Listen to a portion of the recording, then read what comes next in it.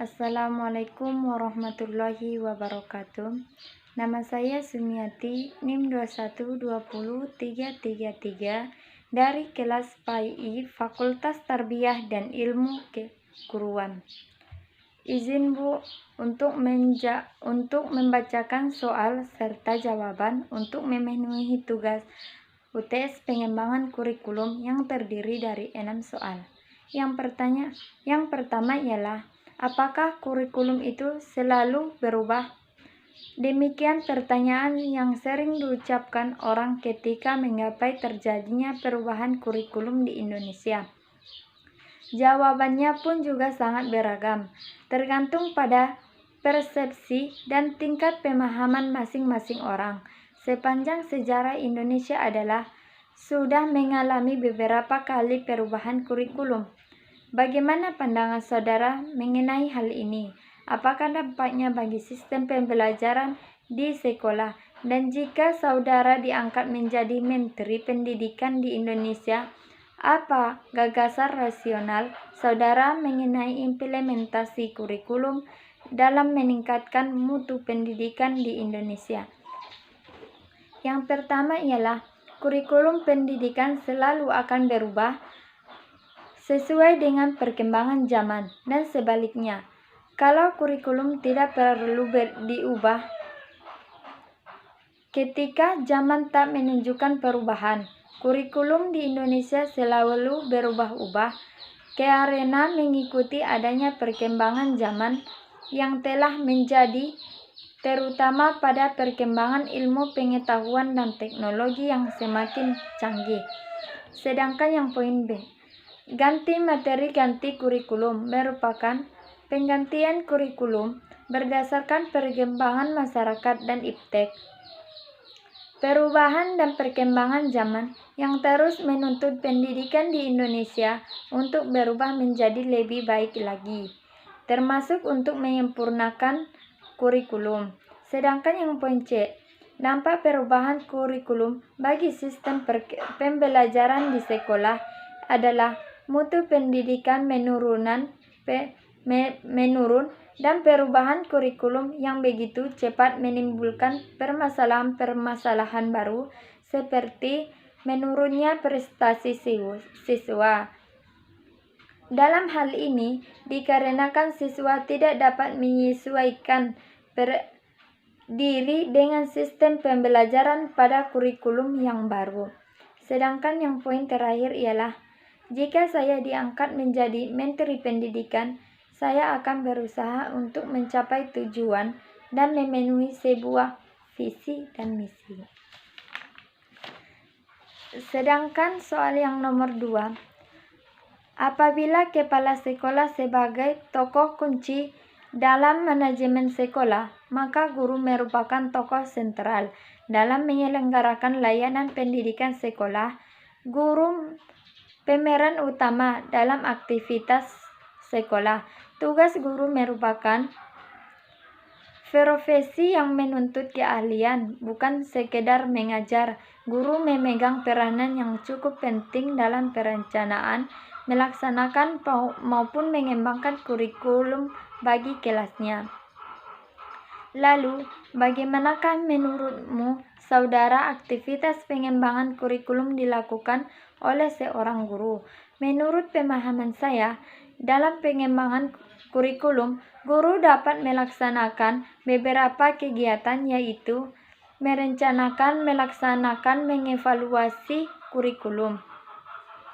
Sedangkan soal nomor 3 ialah, mengikat pentingnya kurikulum dalam pendidikan, maka penyusunan kurikulum harus dilakukan secara detail dan terperinci. Penyusunan kurikulum membutuhkan landasan-landasan yang kuat, didasarkan pada hasil-hasil pemikiran dan penelitian yang mendalam. Jika penyusun kurikulum tidak didasarkan pada landasan yang kuat, maka berakibat fatal terhadap kegagalan pendidikan itu sendiri. Untuk mengantisipasi hal ini terjadi, berikanlah 2 contoh dari 4 landasan yang sudah dipelajari. Aplikasi landasan fisiologis dan organisatoris dalam pengembangan kurikulum. Jawabannya ialah agar tidak terjadi kegagalan dalam penyusunan kurikulum, maka kita pastinya ada beberapa cara yang harus kita lakukan. Di antaranya, 1. Mengembangkan kurikulum yang sesuai pada nilai-nilai yang terkandung dalam filsafat bangsa. Sedangkan yang kedua ialah berpikir secara mendalam, analisis, logis, dan kreatif. Sedangkan soal yang nomor 4. Pendidikan dihadapkan pada seluruh perkembangan ilmu pengetahuan dan teknologi yang pesat. Aspek ilmu pengetahuan dan teknologi berperan penting dalam perkembangan kurikulum. Oleh karena itu, agar kurikulum kuat bertahan, maka dibutuhkanlah perkembangan ilmu pengetahuan dan teknologi sesuai dengan situasi dan kondisi yang sedang berkembang.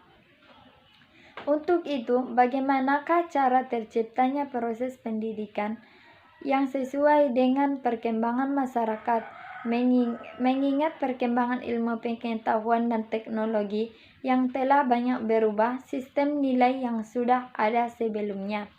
Jawabannya ialah, menurut saya, caranya dengan sekolah itu merupakan tempat pembina dan pengembangan pengetahuan dan kebudayaan yang sesuai dan dikehendaki oleh masyarakat.